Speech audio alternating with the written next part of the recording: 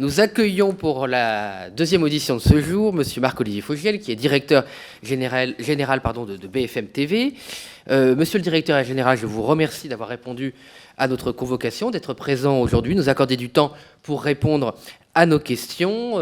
Questions qui, je tiens à le dire et je l'ai dit hier, je le redis aujourd'hui, ne vise absolument pas à entretenir une quelconque polémique ou à créer une affaire si elle n'existe pas, mais à comprendre tout simplement un phénomène qui est apparu dans les médias et qui intéresse nos concitoyens parallèlement à nos travaux qui portent donc sur les ingérences ou les tentatives d'ingérence étrangères sur les personnes politiques, les agents publics, les intérêts économiques, mais aussi sur les relais d'opinion. Évidemment, votre chaîne joue un rôle considérable dans le débat d'idées et la bonne information de nos concitoyens. BFM TV s'est donc retrouvé récemment au cœur d'une polémique ou d'une affaire qui touche notre commission d'enquête, puisqu'il s'agirait, selon les enquêtes qui ont été diffusées par un certain nombre de vos confrères et consoeurs, d'un soupçon d'ingérence étrangère et de manipulation de l'information dans les journaux de la nuit de votre chaîne.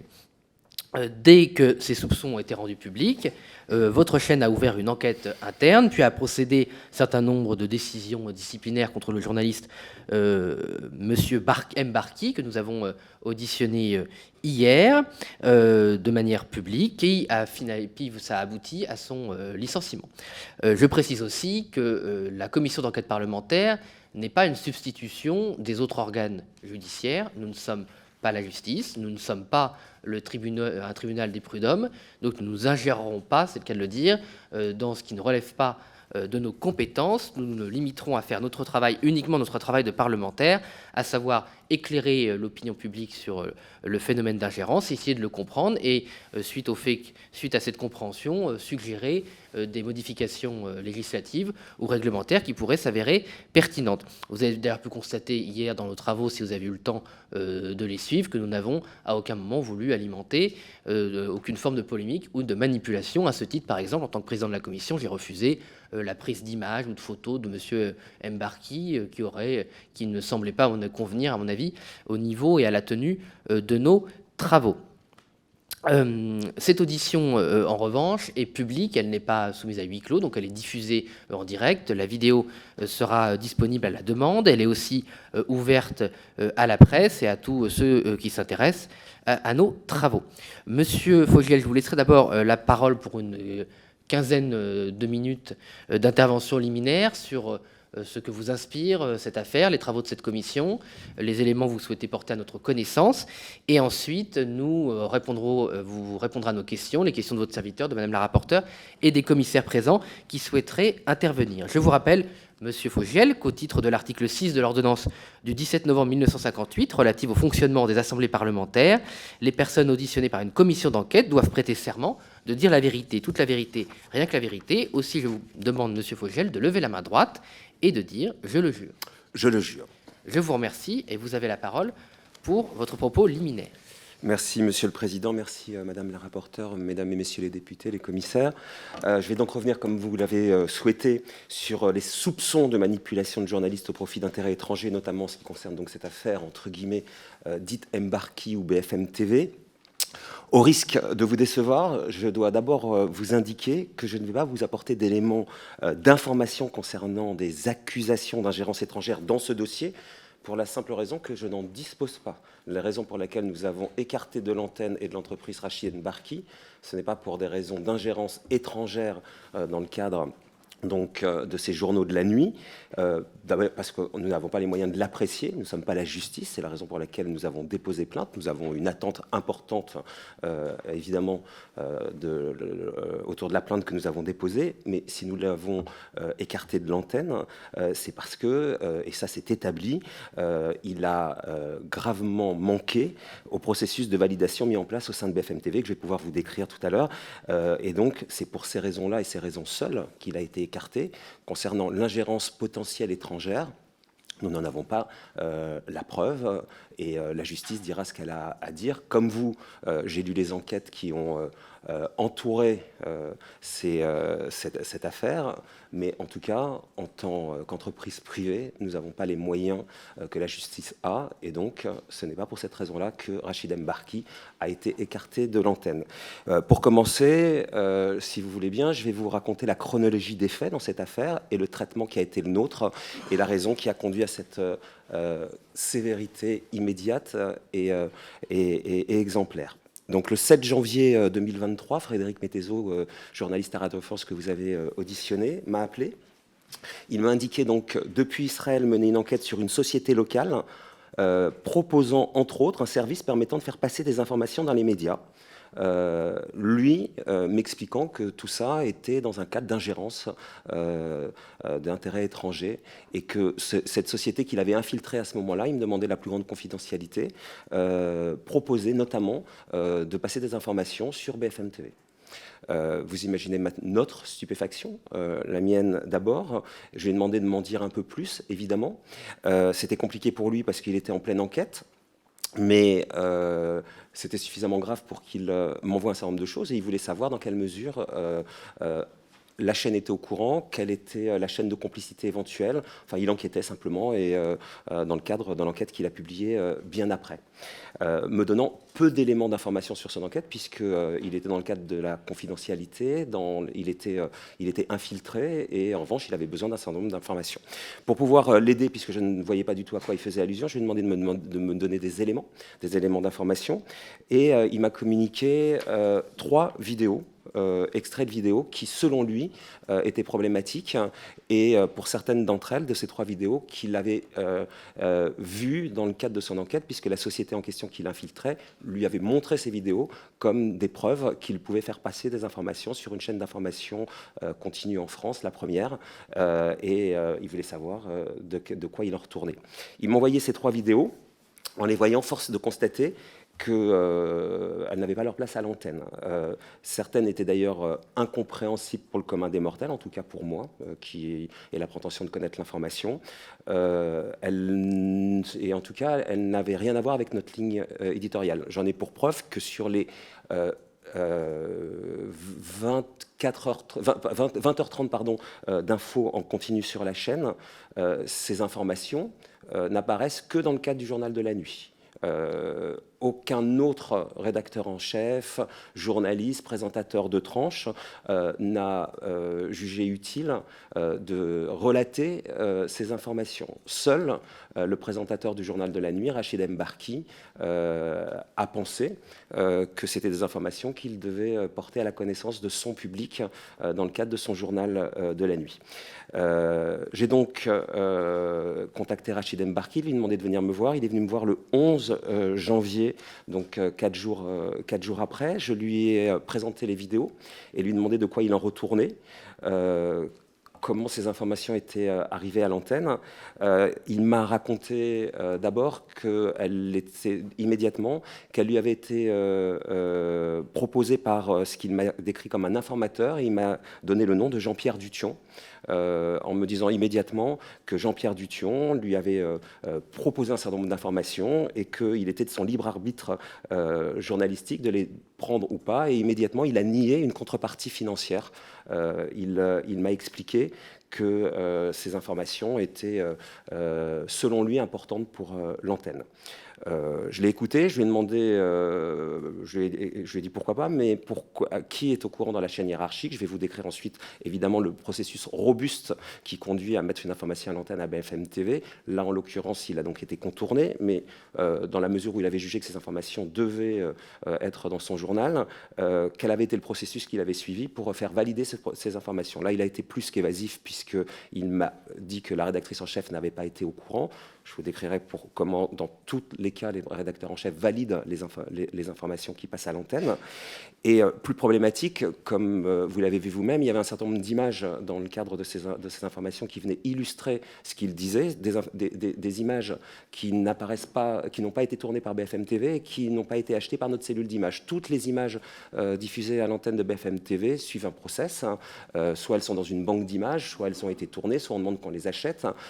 Mais en l'occurrence, là, elles ont été ingérées à l'antenne par des images que Rachid Embarki a reconnu avoir été données par Jean-Pierre Duthioux. Donc, je lui ai demandé là-dessus de préciser les choses. Face donc à ces réponses et compte tenu de la gravité des faits qui lui étaient reprochés, immédiatement, nous avons décidé de le suspendre de l'antenne, dispenser d'activité en lui conservant son salaire, puisqu'il était nécessaire, pour se prévaloir de tout risque, de se donner du temps pour examiner la véracité des incidents rapportés avant de prendre une décision et l'écouter. Peut-être qu'il y avait eu un dysfonctionnement en interne qu'il fallait pouvoir régler. Et loin de nous l'idée de l'accabler, bien au contraire, mais d'écouter les choses de façon apaisée. Et encore une fois, pas dans le cadre d'une ingérence étrangère, peut-être, potentielle, mais en tout cas, ce n'était pas le sujet. Mon sujet en tant que directeur général de la chaîne, c'était de comprendre comment des informations arrivent à l'antenne sans que personne ne soit au courant, à part le présentateur qui décide de les mettre à l'antenne. Évidemment, j'ai averti le président du groupe Altis, le directeur de l'information du groupe Altis, aussi le directeur gestion des risques et obligations légales du groupe, et on a décidé de lancer un certain nombre d'investigations en interne de 2 ordres. La première, vous l'avez évoqué tout à l'heure, du 20 au 30 janvier, un audit interne a été mené par la direction de l'audit interne du groupe, donc pour examiner simplement ce que je vous racontais, si Rachid Embarki était passé outre le processus de validation de la ligne éditoriale concernant ces séquences. Cet audit s'est mené sur 10 jours, a auditionné beaucoup de personnes. Contrairement à ce qu'a pu raconter hier Rachid Embarki, il a été évidemment entendu, pas dans le cadre dans cet audit, dans le cadre d'un rendez-vous où il avait tout loisir d'expliquer les choses, ce à quoi il a refusé de le faire. Ça a duré 45 minutes environ.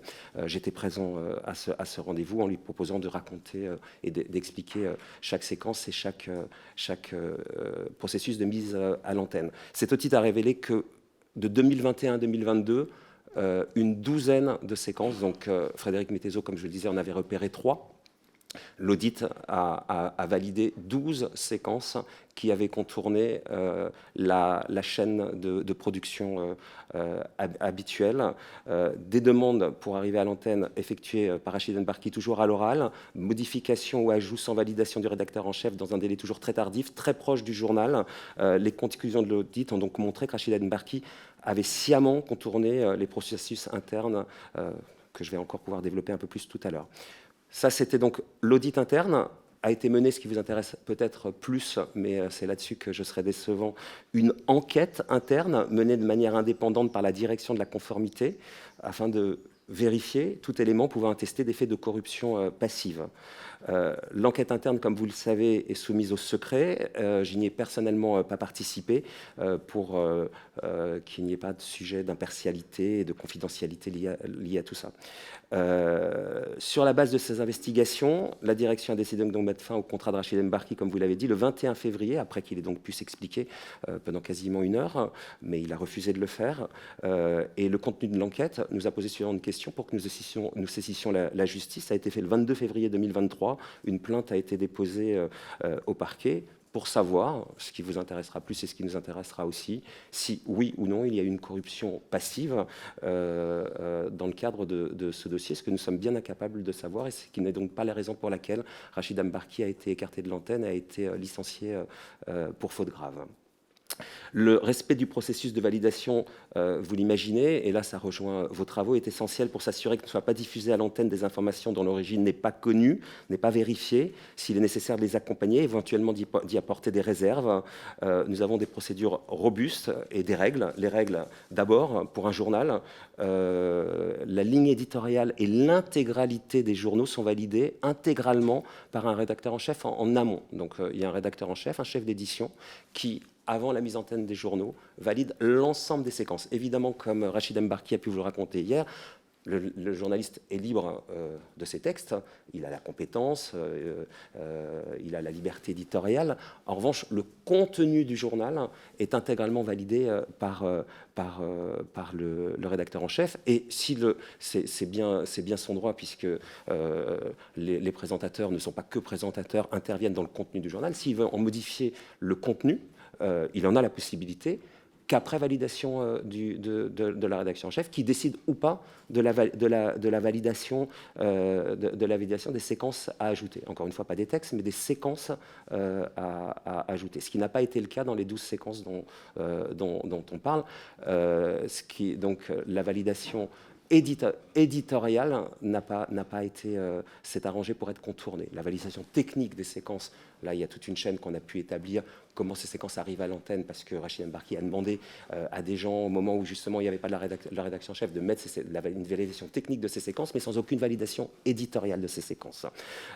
Donc, les conclusions de l'enquête interne ont montré que Rachid Embarki a sciemment contourné ses obligations pour certaines séquences. Il est important, me semble-t-il, à ce stade, de vous dire que les manquements exposés relèvent de sa seule responsabilité.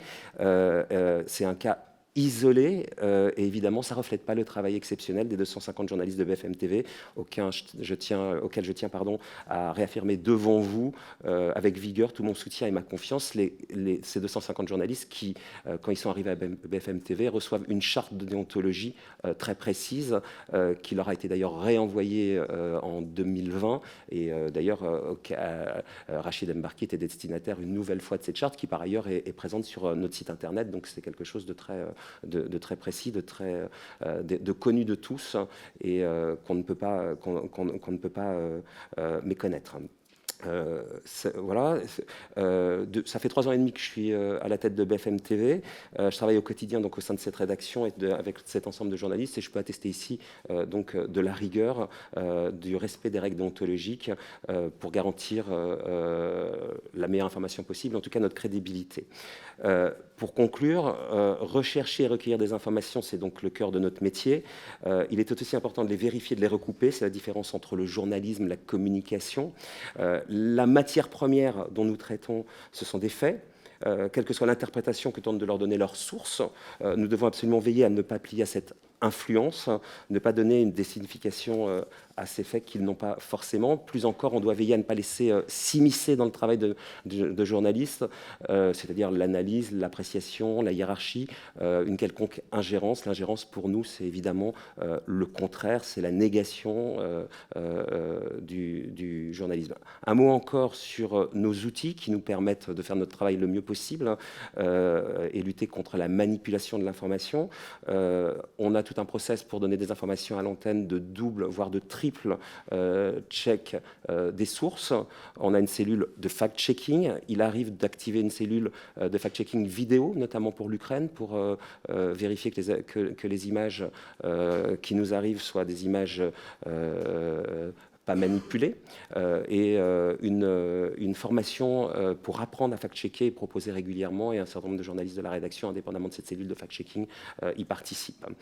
C'est des outils et des process éprouvés, efficients, et donc on considère que notre process, quand il n'est pas contourné sciemment, et robuste.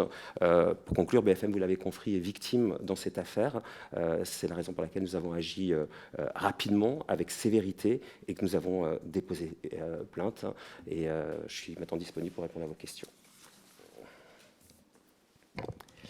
Merci beaucoup. Merci beaucoup, Monsieur Fogiel, pour cet exposé très clair. Écoutez, juste à titre préliminaire, hein, la Commission n'attend rien et n'est pas déçue par vos déclarations. Est-ce que votre micro, s'il vous plaît. Notre commission, elle essaie de comprendre un phénomène qui est apparu dans les médias, de faire le travail de représentant du peuple. On n'attend pas spécialement de nourrir des polémiques ou d'avoir des choses. C'est pas ce que je oui, d'accord. Mais je peux pas vous amener d'éléments précis concernant une ingérence étrangère, puisque nous n'en avons pas. J'entends bien, Monsieur Fogiel. C'est pas une mise en cause personnelle. Je rétablis le cadre de nos travaux qui sont parfaitement sereins, et nous sommes déçus par absolument rien. La question que je veux bien comprendre, rédacteur en chef et chef d'édition, c'est pareil? Non. Rédacteur en chef, c'est donc quelqu'un qui valide une ligne éditoriale, c'est quelqu'un qui a en charge le contenu éditorial d'une tranche. Un chef d'édition, c'est des échelons au-dessous. C'est un poste journalistique et technique, mais ce n'est pas pareil. Le chef d'édition ou le chef d'information, ensuite, réfère à un rédacteur en chef. Il y a une chaîne hiérarchique, il y a des échelons, et à la tête de la chaîne hiérarchique, il y a le rédacteur en chef qui lui-même réfère après à un directeur adjoint de rédaction, à un directeur de rédaction et à moi-même. Très bien, merci pour cette précision, pour bien comprendre le processus que vous avez décrit. Si j'ai bien compris les éléments que vous nous avez indiqués, suite à l'audit interne que vous avez réalisé, il semble donc que, à vos yeux, M. Marquis n'a pas respecté les procédures robustes que vous aviez mis en place, mais aussi, si j'ai bien compris, a choisi ces moments. Vous avez, visiblement, si j'ai bien compris, pour pas qu'il y ait de sous-entendus, parce que le but aussi de cette commission, c'est qu'il n'y ait jamais de sous-entendus qui sont à la libre appréciation de ceux qui nous écoutent et parfois de manière malveillante, évidemment. Ce serait donc pour vous qu'il a aussi choisi ces moments, c'est-à-dire des moments où peut-être une personne n'était pas présente, ça peut arriver dans n'importe quelle organisation humaine, ou d'avoir donc volontairement, de manière donc organisée, donc choisi ces moments où il pouvait diffuser ces reportages. Il est vrai qu'un certain nombre de reportages, et si vous pouvez nous le confirmer, étaient aussi un peu intemporels. Il y avait deux catégories de off, si j'ai bien compris, des off qui avaient une actualité, par exemple un séminaire économique entre le Maroc et l'Espagne. Bon, il y avait un moment pour lequel le diffuser, mais aussi visiblement des off, général, par exemple un document sur la sécurité rétablie au Cameroun, je crois, qui aurait pu visiblement être diffusé à n'importe quel moment, enfin n'importe quel moment sur une période large. Voilà. Est-ce que les éléments que je viens de vous indiquer vous paraissent corrects? Est-ce que vous pouvez repréciser la méthode? Alors, plusieurs choses pour pouvoir vous répondre, Monsieur le Président. Il ne s'agit pas de reportage à chaque fois, il s'agit de séquences très courtes d'une quinzaine, voire d'une vingtaine de secondes. Il ne s'agit pas de reportage, il s'agit donc de ce qu'on appelle dans notre jargon des brèves ou des off, mais en aucun cas de reportage qui aurait sous-entendu un travail journalistique en amont fait par des équipes. C'est simplement de l'illustration de textes qu'il était amené à lire, mais donc pas un travail journalistique en amont fait par quelqu'un d'autre. Et pour répondre à votre question sur le contournement et le choix des moments, oui, c'était pas des moments où il y a personne, puisqu'il y a toujours quelqu'un, mais les rédacteurs en chef sont sur plusieurs tranches, donc toujours quand le rédacteur en chef était occupé à autre chose pendant ce moment-là, et toujours en dernière minute, et souvent avec des chefs d'édition par exemple, qui n'étaient pas des titulaires et qui, Rachid Mbarki est un grand professionnel qui est à l'antenne de BFM depuis ses débuts, donc il y a une forme de crédibilité par rapport à des jeunes rédacteurs, chefs d'édition qui étaient là ce soir-là, et quand il leur demande de faire ça, ils le font. Je vous remercie. Par rapport à l'intemporalité ou pas, c'est quand même des séquences qui sont à chaque fois ancrées dans l'actualité. On n'a pas relevé de fausses séquences, des séquences qui avaient ou pas leur place sur BFM TV, des séquences à tiroir pas toujours compréhensibles qui, pour le commun des mortels, en les écoutant, on ne comprenait pas trop, mais en revanche, elles étaient liées à chaque fois à une actualité, à quelque chose qui était réel. Il n'a pas été donné à l'antenne de fausses informations, des informations qui n'avaient pas leur place, hein, qui étaient peut-être orientées, ou en tout cas incompréhensibles, mettant en cause sur certaines d'entre elles des gens, mais rien de ce qui a été dit n'était faux. N'a pas été inventé de l'information qui ne trouvait pas sa place sur l'antenne de BFM TV, mais pas de fausses séquences. Ce qui me paraît important à signaler ici. Il n'y a pas de la fausse information. D'ailleurs, ce qui ne justifie pas de démentir une information qui aurait été donnée, ce qu'on aurait fait volontiers si ça avait été le cas. Ce qui a été dit n'a pas d'intérêt selon nous, selon notre ligne éditoriale, et n'a pas de sens dans le cadre de notre format, mais n'est pas en soi faux, même si certaines sont contestables dans leur formulation. Oui, je vous remercie. Effectivement, c'est une information importante par rapport à ce qui a été déclaré à l'audition de Monsieur Mbarki. La question, et vous êtes revenu plusieurs reprises dessus, je ne sais pas si c'est par rapport à l'audition d'hier ou si c'était déjà prévu dans votre propos, ça n'a pas d'importance, sur la question des images, effectivement la nature des images qui ont été présentées à l'antenne. Les commissaires ont posé plusieurs questions à Monsieur Mbarki sur effectivement le fait, est-ce qu'il avait diffusé des images qui avaient été fournies par Monsieur Duthon, s'il s'était inquiété du coût que ces images avaient eu pour Monsieur Duthon, et donc de l'opportunité de diffuser des images qui n'étaient pas tombées du ciel, de la façon dont effectivement elles étaient traitées, pourquoi est-ce qu'il ne s'était pas servi de la banque d'images de BFM TV ou d'images dont il aurait pu demander l'achat. Donc visiblement, question assise, vous pourrez confirmer que BFM TV ou pas, que BFM TV peut acheter des images si il manque des images qui ne sont pas à la disposition de cette banque. Il est tout à fait possible d'en acquérir dans un délai raisonnable. et aussi de l'absence, et ça je voulais avoir votre avis sur la procédure qui est menée par BFM TV, sur l'identification des sources des images qui sont diffusées à votre antenne, quand ces images ne viennent pas de la rédaction de BFM TV ou ne viennent pas d'une banque d'images que vous avez achetée. Est-ce qu'il y a systématiquement la source qui est mentionnée, ou est-ce que c'est un peu c'est à la discrétion de la rédaction ou du moment? Non, non. J'avais évidemment prévu de vous parler de ce contournement de la règle importante avec ces images, puisque c'est en ça que c'est un préjudice important pour l'antenne de BFM TV.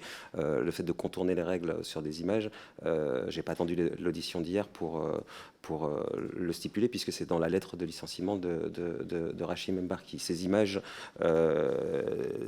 en question, j'allais dire d'abord, peu importe la source, mais d'un point de vue simplement légal, quand une image passe sur une antenne de télévision, il faut en acquérir des droits.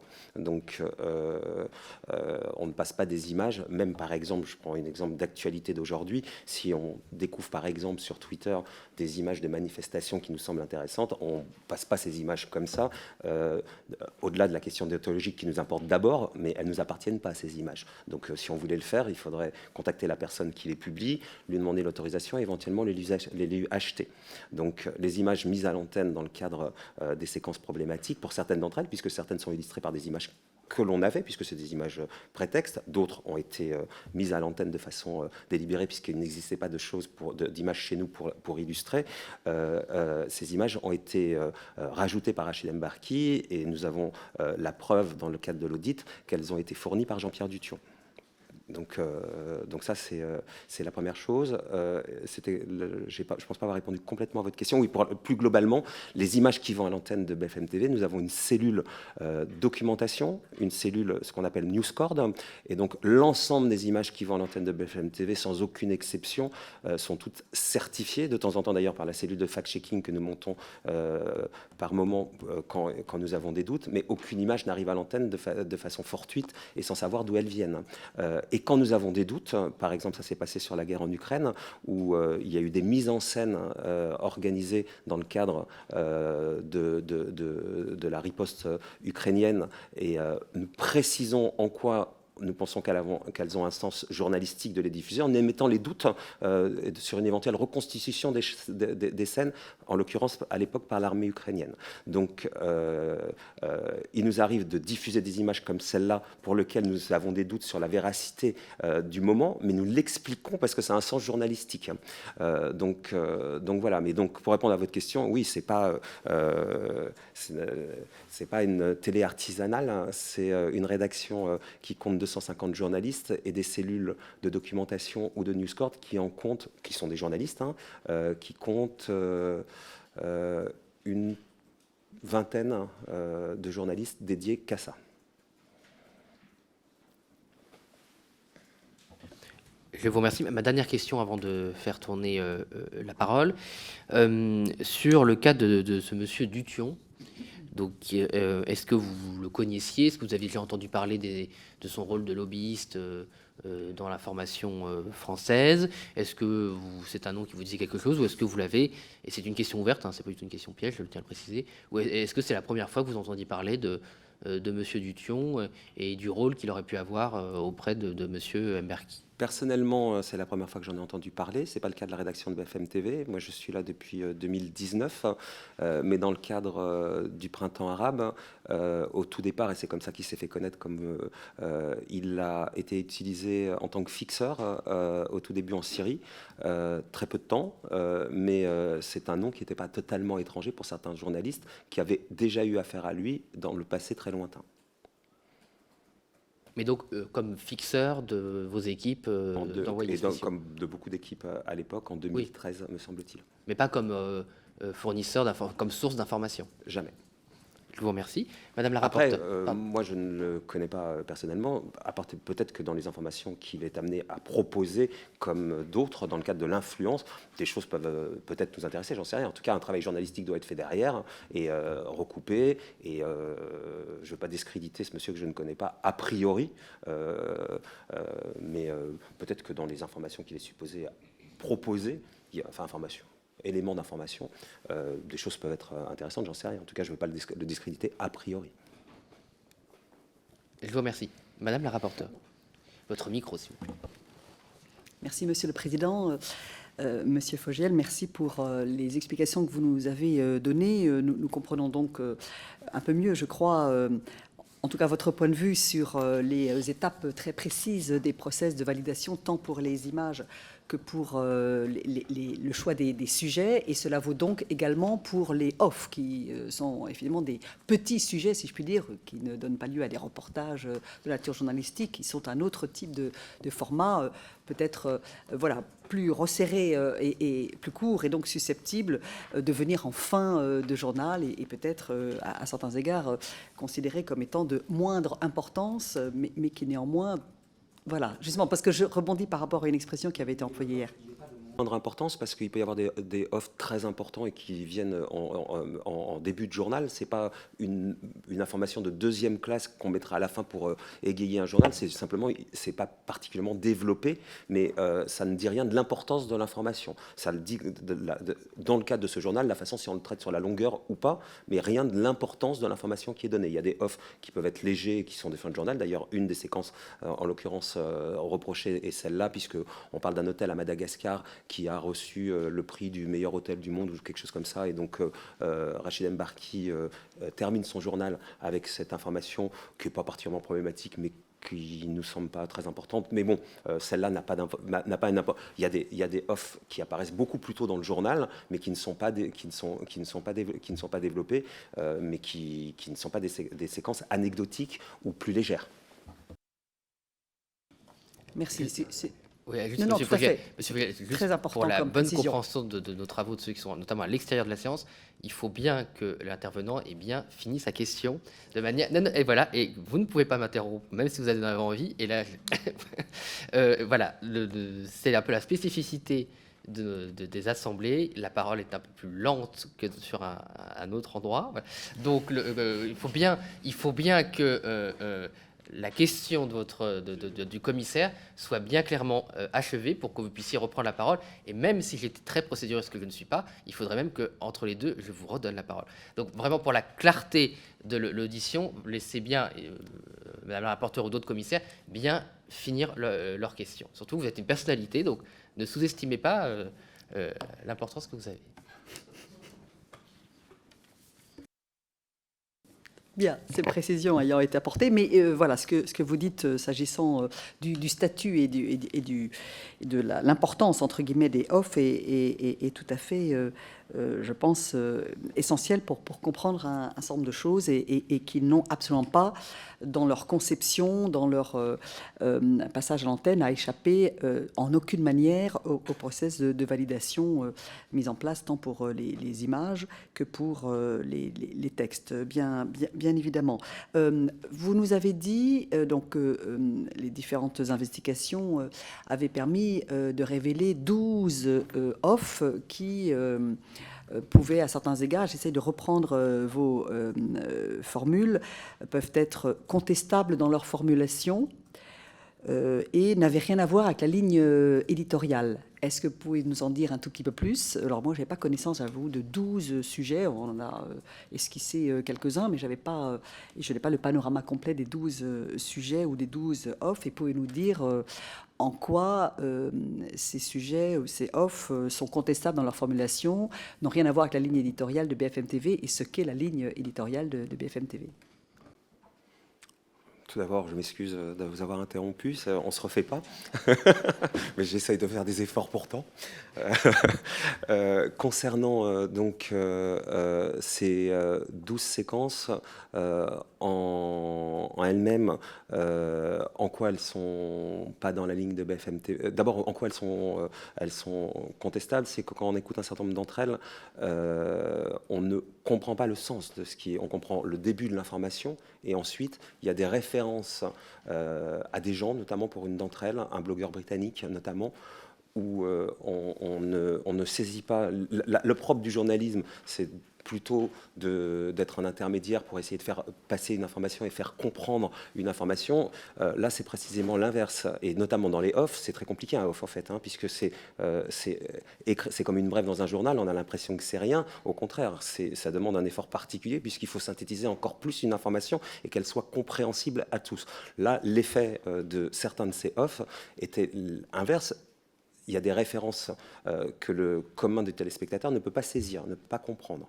En l'occurrence, en parlant de gens qui ne sont absolument pas identifiés, ce n'est pas intelligible. Donc ça, en tout cas pour un certain nombre de ces informations qui ont été données à l'antenne. Ensuite, sur les 12 séquences, je pourrais vous faire passer, si vous voulez, je ne les ai pas là, la liste, parce qu'elle n'est pas secrète, hein, mais en gros, c'est des séquences qui ne concernent pour certains des oligarques russes, pour d'autres des pays d'Afrique ou du Moyen-Orient, essentiellement, et enfin cet hôtel à Madagascar. Voilà. Oui, merci. Vous nous aviez dit que vous n'aviez pas entendu parler, en tout cas vous ne connaissiez pas personnellement Monsieur Duthon, mais que d'autres avaient déjà eu dans le passé, bien avant votre arrivée à BFM TV, à connaître de ses activités de fixeur, notamment pendant le printemps arabe. Est-ce qu'à votre connaissance, qu'ont révélé les enquêtes internes, est-ce que d'autres journalistes de BFM TV ont pu être, je dirais récemment, enfin depuis qu'il n'est plus fixeur, mais qu'il est lobbyiste ou spécialiste de l'influence, ont pu être approchés, contactés d'une manière ou d'une autre par Monsieur Duthon, à votre connaissance? J'ai attendu la fin là pourtant.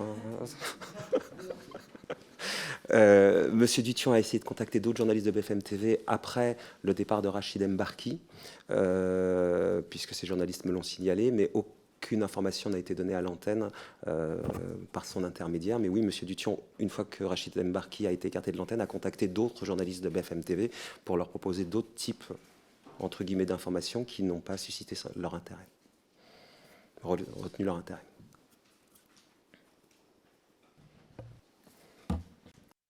Et je peux préciser ici, je l'ai fait sous serment, ça vaut pour un de ces journalistes qui l'a révélé dans le cadre de l'enquête interne, lui a été proposé à ce moment-là une rétribution. Je ne dis pas ici que Rachid Mbarki a été rétribué, j'en ai absolument aucun élément, même si ça lui a été proposé, je n'en sais rien. Ce que je sais, dans le cadre de l'enquête interne, en tout cas de ce qu'a précisé un journaliste contacté après le départ de Rachid Mbarki, il a été contacté par Jean-Pierre Duthon, et Jean-Pierre Duthon lui a proposé une rétribution contre une information qu'il n'a pas jugée utile. D'abord, évidemment, pas la rétribution, mais l'information de passer à l'antenne. C'est précisé dans le cadre de l'antenne interne, de l'audit interne. C'est tout à fait important de le savoir, mais pas d'autres cas de tentatives d'approche, de tentatives de contact avant ces dernières années. Non, Madame la rapporteure.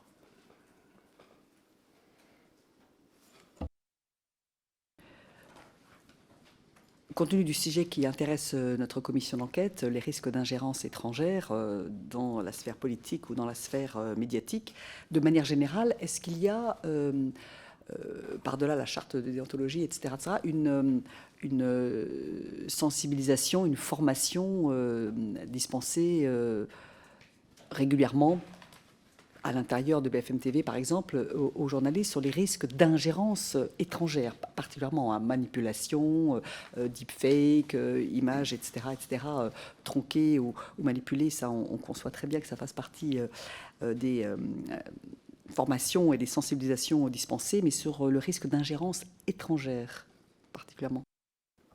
Pas précisément sur l'ingérence étrangère, sur le deepfake, etc. Évidemment, il y a des formations qui sont proposées sur l'ingérence étrangère, pas particulièrement, mais notre système de vérification de l'information, de la façon dont elle est mise à l'antenne, la hiérarchie qui est mise en place, fait qu'une information, d'où qu'elle vienne et pour n'importe quelle raison, n'arrive pas à l'antenne sans être checkée, être pesée, être réfléchie. Donc, je ne sais pas si c'est de l'ingérence au départ, mais en tout cas, quand bien même ça en serait, elle n'arrive pas à l'antenne comme ça sur la base de la décision d'une personne. Tout ça rentre dans une chaîne qui fait que ça ne doit pas pouvoir arriver. Sauf quand les règles sont contournées volontairement. Dernière question, parce qu'effectivement, il faut faire tourner la parole. Est-ce que, à la suite des investigations et audits internes de cette affaire, entre guillemets, vous avez envisagé ou vous avez déjà mis en place des modifications ou des renforcements ou des robustesses renforcées, je dirais, des différents process de validation? On a rappelé les règles à chacun, mais les règles sont robustes, solides et ne doivent pas permettre. Il n'y a pas d'interstice possible, sauf encore une fois quand on décide de les répondre, de les contourner, mais c'est lors de la décision personnelle. Donc il n'y a pas de raison, après audit et après réflexion, de renforcer un dispositif qui est solide et robuste.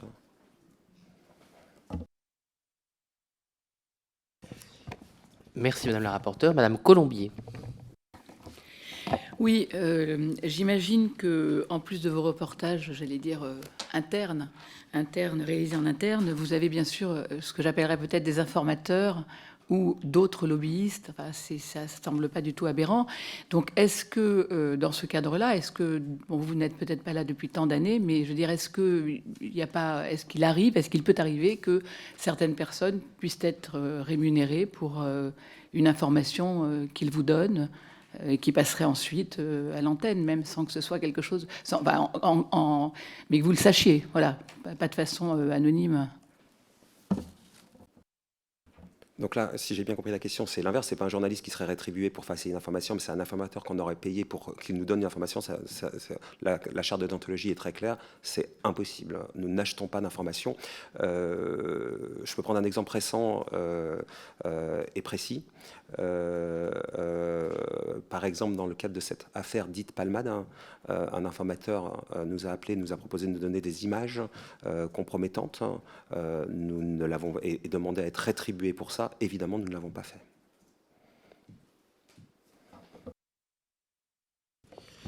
Merci. Monsieur Chenu. Merci, Monsieur le Président. Monsieur le Directeur Général, est-ce que vous aviez déjà été dans le passé confronté à ce type de problème, tant sur BFM que vous dirigez depuis 3 ans et demi, que tout au long, j'allais dire, et à d'autres postes de votre longue et brillante carrière? Et comment se prémunir justement de ce type d'éventuelles tentatives d'influence, qu'elles soient étrangères ou d'ordre privé d'ailleurs? Merci, monsieur le député. Non, c'est la première fois que je suis confronté dans le cadre de mon parcours professionnel à ce type de contournement des règles et comment se prémunir en étant un bon journaliste. Assez simplement. En respectant une charte de déontologie, en faisant les choses pour des raisons précises, dans une chaîne hiérarchique, en se demandant le sens de l'information qu'on veut donner. Voilà. Je ne peux pas dire autre chose qu'en étant bon journaliste. Merci, Monsieur le Directeur. Monsieur Chenu, vous avez une autre question? Madame Lavalette.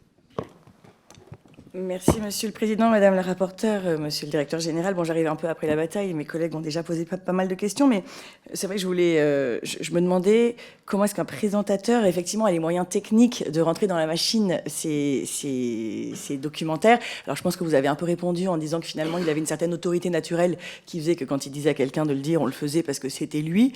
Donc, vous répondrez, voilà, mais je pense que j'ai bien compris. Et effectivement, je pense que quand on est patron de chaîne, ce risque d'ingérence, vous y aviez sûrement déjà pensé avant, évidemment, avant que cette enquête arrive. Et est-ce que ces nombreux process, est-ce que finalement trop de process tuent pas le process et que l'ingérence peut quand même arriver justement malgré toutes ces vérifications? Et quelles sont les règles effectivement qui peuvent être mises en place maintenant, j'allais dire, pour sécuriser vos journalistes, pour faire en sorte que leur intégrité ne soit pas corrompue par ces fameux lobbyistes dont parlait Madame la rapporteure. Je vous remercie. Merci Madame la députée. Concernant donc le début de la question, non, pour être bien clair, ce n'est pas Rachid Embarki lui-même qui a rentré des images dans un ordinateur. Il a contribué à travers, vous l'avez mieux dit que moi d'ailleurs, son autorité naturelle et à travers ce jour-là des jeunes journalistes souvent pas titulaires, il leur a demandé de les faire. Et donc en contournant une chaîne hiérarchique, puisque tout ça doit être fait normalement via le rédacteur en chef. Donc ça, c'est le premier aspect de la question. Après, il y a des règles, elles sont claires, elles sont rappelées. Après, comme partout, si vous voulez les contourner, ça vaut pour l'information, ça vaut dans tous les domaines et dans toutes les sociétés. Vous avez toujours le loisir de le faire. Et heureusement d'être appelé à l'ordre comme c'est le cas là. En l'occurrence, depuis 15 ans que BFM TV existe, sous l'autorité d'Hervé Bérou d'abord, aujourd'hui sous ma direction avec Hervé Bérou à côté, ça n'est jamais arrivé qu'à travers ce journal de la nuit, avec quelqu'un qui délibérément a décidé de les contourner, ces règles. Merci, monsieur le directeur général. J'aurais d'autres types de questions que celles que je vous ai posées au début de notre audition, enfin après votre exposé. Le sujet de l'ingérence, et vous le savez en tant que professionnel, a émergé dans le débat politique des grandes démocraties occidentales depuis plusieurs années. Alors il y a toujours un phénomène qui n'est pas propre à tout le monde, que ça n'arrive qu'aux autres, hein, c'est pas du tout une critique, mais est-ce que ça s'inscrit un peu dans la question que vous avez posée, Madame la rapporteure, mais de manière, j'aimerais peut-être avoir une réponse plus large, peut-être plus explicite. Est-ce que le risque quand même d'ingérence, c'est-à-dire le fait que vos journalistes, quelle que soit leur intégrité personnelle et leur professionnalisme, ou à travers des stagiaires, enfin tout un tas, moi j'ai travaillé dans l'industrie, un risque non qui peut paraître minime mais qui était réel, c'est l'infiltration par des stagiaires qui sont pas vraiment des stagiaires, mais il est impossible à une entreprise privée d'établir des vérifications comme pourraient le faire des services de l'État, évidemment. Bon.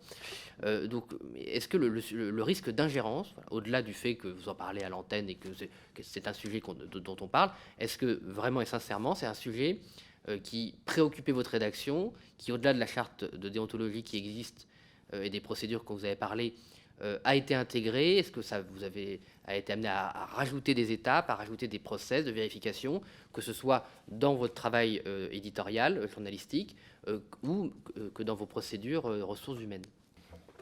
Il y a un peu plusieurs choses dedans, enfin dans ma réponse, pas dans votre question. Il y a l'ingérence, il y a l'influence. L'influence, et donc les journalistes qui travaillent dans la rédaction de BFM TV comme dans les autres rédactions importantes et solides, elles sont en contact tous les jours, et c'est même leur travail, avec des sources qui ont des intérêts à faire passer des informations. Et en ça, c'est pas condamnable. Il y a des gens qui viennent vous voir ou que vous sollicitez, qui vous donnent des informations plus ou moins pertinentes, et à vous de juger journalistiquement en quoi elles peuvent éclairer le grand public sur un fait d'actualité. Donc, couper des journalistes de leurs sources, qui elles-mêmes ont peut-être des intérêts, pourquoi pas d'ingérence ou d'influence, ça n'aurait pas de sens. C'est couper une partie de l'information. Après, le travail journalistique, c'est justement de comprendre quel est l'intérêt, recouper, voir ce qu'il y a derrière, et essayer de comprendre quel intérêt ça peut servir éventuellement. Et donc, ça revient, c'est ce que je répondais au député Chenu tout à l'heure, ça revient quand je dis bon journaliste, c'est ce travail-là qui aujourd'hui à BFM Télé, pour avoir vécu dans d'autres rédactions aussi importantes, est une rédaction, quand tout à l'heure je l'ai qualifiée, c'était pas pour la forme, exemplaire. Ce travail-là, il est fait par des gens et par du temps et par du nombre. 250 journalistes dans une rédaction, c'est pas rien. Nous avons les moyens de ça. Donc, pour répondre à votre question, l'influence, voire l'ingérence, parce que c'est le mauvais côté éventuellement de l'influence, hein, d'une certaine... donc contacter des journalistes, leur proposer des choses et essayer de les influencer d'une façon ou d'une autre pour des bonnes ou de mauvaises raisons, en soi c'est la vie de tous les jours, et je trouve rien à y redire, sauf derrière un travail journalistique fait par des gens compétents et qui ont les capacités de savoir si ce qui leur est proposé a un intérêt, comment le contextualiser et sert quel intérêt, et éventuellement le raconter. Donc la réponse à cette question-là, et puis ensuite il y a un autre bout, c'est que comment lutter, entre guillemets, mais c'est pas le terme, c'est comment affronter correctement ces sources d'information. Quand je répondais, mais c'était pas une pirouette à Monsieur Chenu en étant bon journaliste, il faut avoir des moyens pour ça. BFM TV en a. Il faut recruter des journalistes compétents, ce qu'on essaye de faire tous les jours. J'en ai la preuve au quotidien. Et avoir une chaîne hiérarchique, non pas simplement de validation, de réflexion. Il y a des choses où on se pose la question en permanence de l'intérêt des choses. Il nous arrive d'ailleurs de nous tromper. Heureusement, pas souvent, mais ça peut nous arriver, sur l'intérêt d'une information.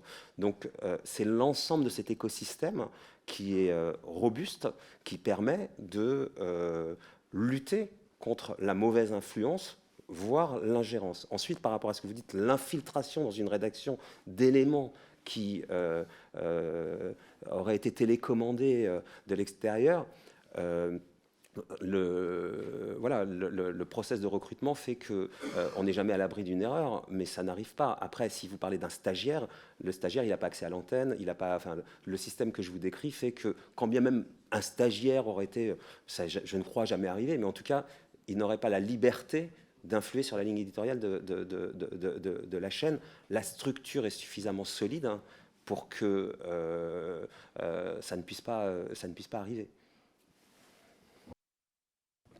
Je vous remercie. Dans la prolongation de ma question, et évidemment dans le respect de la dépendance de la presse et des médias de notre démocratie, est-ce que ces dernières années, vous avez été sensibilisé par les services de l'État qui assurent la protection de nos intérêts, mais aussi la qualité de notre démocratie? Je ne parle évidemment pas de volonté de venir s'infiltrer dans vos process ou de vous dire comment vous devez travailler, mais une sensibilisation à ces enjeux d'ingérence, d'influence, de nouvelles modalités de la façon dont ils pouvaient frapper. Par exemple, le fait qu'on aurait pu vous informer qu'il existait des entreprises, avant l'enquête des Story Killers, des entreprises qui proposaient à des journalistes ou à des relais d'opinion à travers le monde des reportages clés en main ou une volonté d'influencer l'information. Là, est-ce que vous avez été sensibilisé par des acteurs étatiques? Alors, pas précisément sur cette société dont je n'avais pas connaissance, mais il nous arrive régulièrement, et moi au premier chef, mais pas que, d'échanger avec les services de l'État, et pour certains que vous avez auditionnés dans la confidentialité, sur tel type, par exemple, d'individus qui nous proposent des choses pour savoir si ça leur disait quelque chose. Donc, on a des échanges réguliers, mais pas très fréquents, mais réguliers. Quand on a des doutes sur des choses ou eux-mêmes veulent nous signifier des choses. Oui, c'est des échanges réguliers, ça arrive, et sans interventionnisme jamais, mais en bonne collaboration. Je vous remercie parce que et notamment pour les... Pardon, excusez-moi. C'est vous qui m'avez interrompu, je rigole. Concernant notamment, puisque c'est un autre élément important, me semble-t-il, c'est les experts. Il y a beaucoup d'experts sur les plateaux de télévision. Certains peuvent servir des intérêts qu'on ne connaîtrait pas. Donc il m'est arrivé à plusieurs reprises de solliciter les services de l'État pour avoir des informations que je n'aurais pas sur certains experts potentiels, pour savoir s'ils étaient aussi exempts d'accusations potentielles. Oui, parce que hier, M. Mbarki, à la question que je lui posais de savoir si, en tant que journaliste, il avait été sensibilisé ces dernières années par sa hiérarchie ou par des services extérieurs, nous a indiqué que non. Qu'est-ce que c'est? Est-ce que vous avez entendu ma question d'hier et la réponse à la question?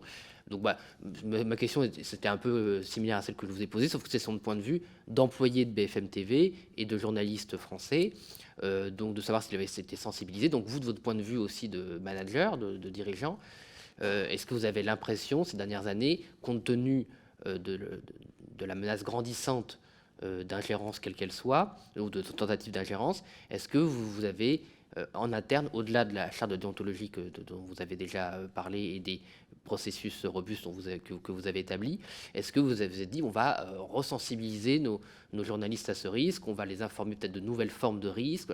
Est-ce que c'est une démarche que vous avez eue? Une fois de plus, c'est une question ouverte, hein, il ne s'agit pas de faire le procès de quiconque. Il n'y a pas de formation particulière et dédiée, mais c'est des discussions permanentes en fait. Ce qui vous occupe aujourd'hui, ça nous occupe en permanence, de savoir d'où vient l'information, comment elle nous est amenée, est-ce qu'elle a un intérêt qu'on ne voit pas, etc. Donc ces discussions-là et cette réflexion-là, parce que discussion, ça fait un peu au coin d'un bistrot, non, c'est autour de tables de rédaction avec des chefs de service, c'est des discussions, des réflexions, des organisations régulières. Donc ça se fait au fil de l'eau, tout ça, en fait. Et puis après, sur des choses spécifiques, vous parliez tout à l'heure, par exemple, de deepfake, qui peut être un instrument de l'ingérence, par exemple. Là, oui, sur des choses techniques, par exemple, il y a une sensibilisation particulière ou des formations particulières. Mais cette réflexion commune et globale sur, finalement, comment être à la bonne distance des choses et comment ne pas être instrumentalisé ou voire pire, c'est une discussion, réflexion quotidienne. Je vous remercie. Une dernière question que je voudrais vous poser. En tant que, j'imagine, aussi dirigeant de BFM TV, vous êtes attentif à l'image de votre chaîne, évidemment, mais aussi potentiellement, sans doute, à l'utilisation qu'elle peut être faite sur les réseaux sociaux, le fait qu'on utilise, que certains relais d'opinion, en particulier donc des puissances étrangères ou des relais de puissances étrangères ou des cabinets d'influence, enfin tout ce qui peut exister de ce genre de milieu, puissent isoler des passages de votre antenne, isoler des interventions de vos journalistes, isoler même peut-être même votre image personnelle en tant que personnalité francophone reconnue dans beaucoup de territoires. Est-ce que c'est surveillé par BFM TV, c'est-à-dire de vérifier si des images à vous sont découpées, utilisées, manipulées par des officines qui auraient pu, par exemple, une fois de plus, c'est une question d'académie, c'est pour comprendre, qui auraient peut-être pu vous alerter justement sur les pratiques dont on a parlé, puisque visiblement, ces bouts de off ont été utilisés, si elles ont été utilisées, ça c'est la justice qui le prouvera, non pas pour leur diffusion à une heure tardive de la nuit, mais pour leur réutilisation, leur valorisation dans d'autres médias, utilisant votre image et l'autorité de votre chaîne. Pour vous répondre là-dessus, puisqu'évidemment c'est des choses qui nous préoccupent au quotidien, la rédaction de BFM TV, elle est composée d'une rédaction broadcast et d'une rédaction digitale sous l'autorité de Julien Melchiarec. Aujourd'hui, cette rédaction digitale, elle comporte plus d'une centaine de journalistes et avec des spécialistes évidemment des sujets, notamment de technologie. Donc oui, ces journalistes, au-delà de produire de l'information pour des digitales, ils surveillent le digital. Et donc quand des images de BFM TV sont utilisées de façon massive ou qu'elles sont mal utilisées, tout ça remonte et est signalé. En l'occurrence, dans les séquences dont vous faites allusion, elles ont été utilisées, la preuve en est, mais pas de façon massive, pas suffisamment importante selon notre c'était en dessous de la ligne de flottaison, en gros. Ça a servi des intérêts précis, j'imagine, l'enquête le dira, ou pas d'ailleurs, mais de façon très locale. Mais pour répondre plus globalement, et pas sur ça, puisque l'enquête le dira, mais oui, il y a un système de vigilance d'utilisation des images de BFM TV dans le cas et des détournements des images de BFM TV, et ça, toutes les semaines, on regarde précisément, il y a des remontées de sujets problématiques qu'on traite et qu'on gère. Et dans ce cadre-là, donc quand ça dépasse les lignes d'alerte que vous avez fixées avec vos équipes ou qui ont été fixées avec vos équipes, est-ce que vous êtes déjà intervenu justement sur des cas d'espèce? Alors, vous n'êtes pas obligé de nous les décrire dans le détail, mais sur peut-être leur typologie. Où vous avez dit, là, l'image de BFM TV est utilisée par des gens qui font de la manipulation de l'information, de l'ingérence, ou qui essaient de nous faire dire ce qu'on n'a pas voulu dire, ou de valoriser des intérêts qui ne sont pas ceux qu'on voulait servir, à savoir l'information du public. Est-ce que c'est déjà arrivé? Est-ce que vous avez déjà eu à agir, intervenir?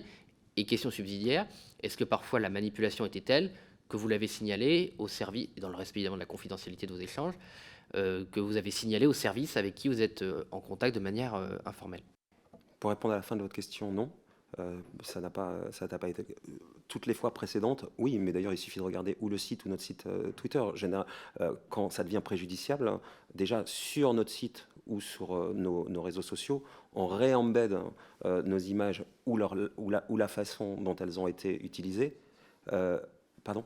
Est-ce que vous pouvez préciser le terme de réembed, s'il vous plaît? c'est reprendre un tweet par exemple, le remettre sous la bannière BFM TV et préciser les choses au-dessus. Donc pour bien remettre dans le contexte et redire ce qui avait été dit, ça arrive bien souvent que nos images soient découpées par exemple, et on fait dire à des intervenants un bout de ce qu'ils disaient mais sans les éléments de contexte, on réembed ce qui a été instrumentalisé pour le remettre dans le contexte et préciser les choses quand c'est suffisamment viral pour que ça le nécessite. Je vous remercie. Il y avait une question de Mme Lavalette. Et Oui, Mme Clapeau après.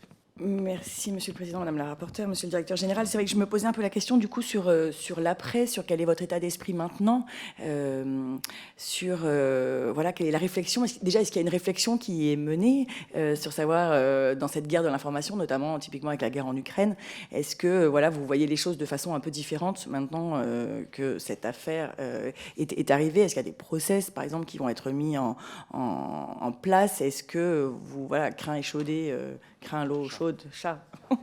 voilà, savoir maintenant, est-ce que ça a changé un peu votre état d'esprit en fait?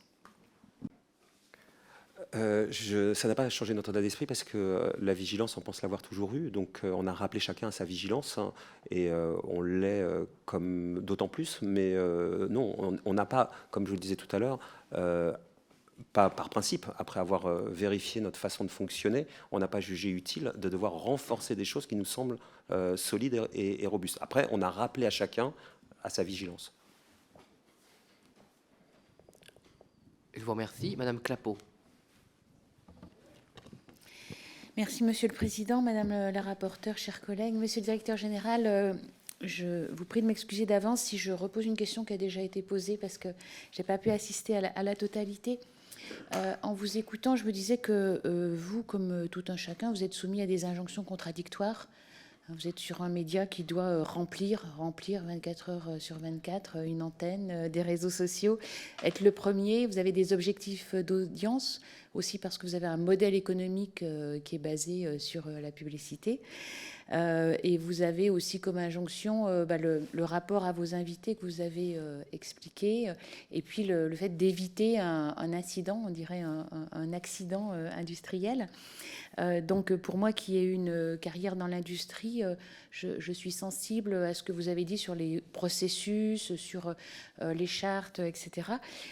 Et si on file la métaphore industrielle jusqu'au bout, est-ce que vous avez une mesure de la qualité de ce qu'on évalue ici, c'est-à-dire la qualité de non-occurrence d'ingérence? Est-ce que vous avez aussi un retour d'expérience? Et puis, quel est le plan d'action pour filer à nouveau cette métaphore industrielle que vous mettez en place au vu de ces mesures? Je vous remercie. Pour répondre au début de votre intervention, non, moi je ne suis pas soumis à des injonctions contradictoires. Je suis soumis à essayer de produire tous les jours de la bonne information et je n'ai jamais l'impression, en tout cas, d'avoir à remplir. J'ai plutôt, notre travail journalistique, c'est plutôt de hiérarchiser les choses et plutôt d'éviter de mettre à l'antenne des choses qui ne nous semblent pas intéressantes, mais on ne manque pas de matière. Donc on ne se retrouve pas, jamais, depuis que je suis là, à se dire qu'est-ce qu'on va faire. C'est plutôt, sous-entendu, on n'a pas assez pour faire. Et donc, non, après on peut contester nos choix, tout ça est libre, mais ma seule pression, c'est d'essayer de produire une information vérifiée qui a du sens et qui est conforme à notre ligne éditoriale, sans injonction. Il s'avère que ça fonctionne, et tant mieux, et que ça produit du chiffre d'affaires qui nous permet de travailler, et plus on a mieux ça fonctionne, plus on a des moyens, et plus on peut lutter justement parce qu'on a des équipes robustes à des éventuelles ingérences. Mais donc moi, je n'ai pas l'impression, en tout cas, de vivre au milieu d'injonctions contradictoires, bien au contraire. Après, les seules injonctions, c'est qu'est-ce qui, nous semble-t-il, doit être l'information du jour et la façon dont on doit la traiter. Ça, c'est pour le premier aspect. Ensuite, j'ai répondu précédemment à l'autre aspect. Notre process de validation des choses, notre façon de checker, contre-checker l'information. Notre cellule, notamment vidéo qu'on active quand c'est nécessaire pour vérifier des images, tout ça, nous semble-t-il, est suffisamment robuste pour faire face à un danger réel, mais qu'on tient à distance correctement. Sauf, encore une fois, quand on décide volontairement de contourner les choses. Comme dans toute entreprise, puisque vous venez de l'industrie, si vous voulez contourner une règle, vous arrivez toujours à le faire. Le problème, ça serait de ne pas en être rattrapé. En l'occurrence, ce n'est pas ce qui s'est produit. Je vous remercie. Madame la rapporteure, vous avez une dernière question, ou plusieurs d'ailleurs? Oui, une dernière question un peu générale. Je le conçois aisément, mais je voulais tirer parti de votre présence parmi nous. Vous êtes, ça a été dit, un grand professionnel au parcours professionnel déjà long et riche. Eu égard à la multiplicité des défis auxquels ont à faire face les journalistes, les chaînes d'information, les médias de manière générale, pour rester indépendants, pour rester libres, pour rester fiables, pour continuer à avoir la confiance de nos compatriotes, et ça vaut partout dans le monde, les évolutions technologiques, la révolution numérique, le fait que tout un chacun se met à produire de l'information et se croit peut-être à travers les réseaux sociaux à un moment ou un autre, pendant un quart d'heure, non pas forcément en pleine lumière, mais en tout cas lui-même journaliste de sa propre vie. Est-ce que vous pensez que le défi qui est tel est surmontable? Quel regard portez-vous sur l'immensité de ce défi, voire de ces menaces qui pèsent sur le vrai travail de journaliste professionnel? Je vais être aussi un peu général, mais ce que vous dites est pour le coup une préoccupation quotidienne de l'ensemble des choses. Oui, aujourd'hui tout le monde se croit journaliste, mais non pas que journaliste soit une vertu particulière, mais il se trouve que c'est un métier qui a, voilà, c'est pas que il n'y a aucun élément de supériorité où je ne veux pas dénigrer qui que ce soit, mais tout le monde, ayant accès à des réseaux sociaux, pense faire du journalisme. Mais c'est pas ça le journalisme. Donc, mais en revanche, c'est énormément de sources d'éléments d'informations potentielles. Et donc oui, on peut être. Il y a une espèce de confusion aujourd'hui de ce que peut être un média en fait. Un compte Twitter, ce n'est pas un média. Donc ça nous oblige d'autant plus à faire notre métier de journaliste. Et ça rejoint un peu ce que les éléments... pour ça, il faut des moyens. Et donc là, c'est plus global dans le cadre...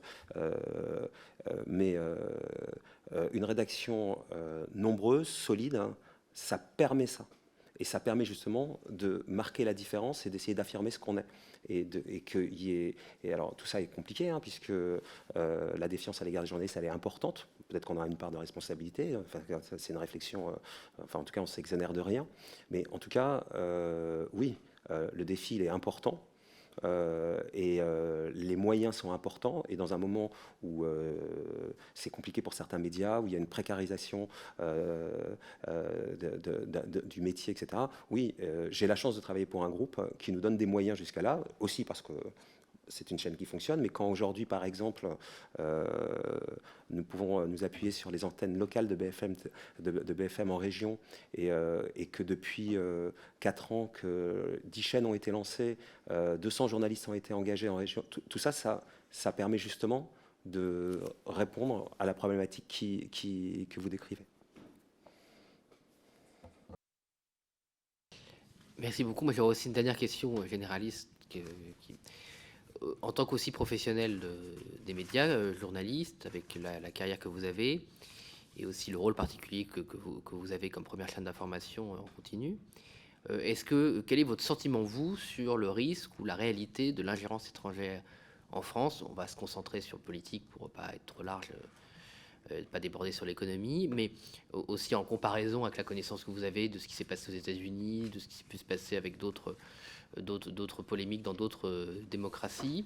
Est-ce que vous avez le sentiment, une fois de plus en tant que professionnel, mais en tant que citoyen, mais en tant que professionnel, que c'est un vrai risque qui existe en France, ou est-ce que le risque est maîtrisé, c'est-à-dire qu'il y a des tentatives, on peut avoir été victime, mais grosso modo, c'est une affaire, dont 12 off sur plusieurs mois, sur plusieurs années même. Bon, donc c'est pas non plus un phénomène endémique.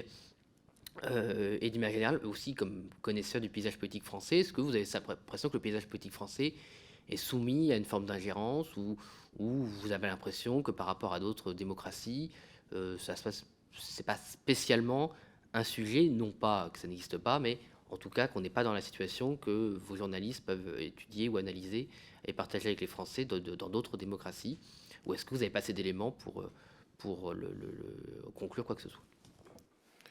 D'abord, je ne suis pas un spécialiste de l'ingérence, mais même si ça m'intéresse évidemment, et je serais intéressé par lire les conclusions de votre commission, évidemment, mais je pense que c'est un risque, je pense que c'est un risque maîtrisé, et je pense, encore une fois sans certitude, mais que la France en est n'est pas exonérée de ces risques, mais n'est pas une cible majeure.